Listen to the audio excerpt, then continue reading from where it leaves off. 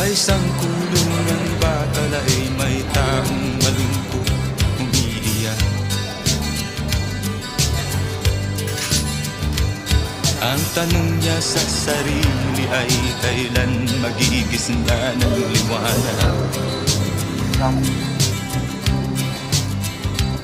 Malayo ang iniisip at nakakuyong yaring mga palad.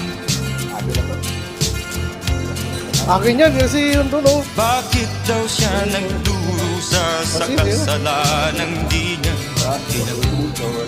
Sa akin yan, ha? Bayaran mo yan, buksan mo maya. Kahapon lamang ay kapiling niya kanyang asawa at anak. Aray ko!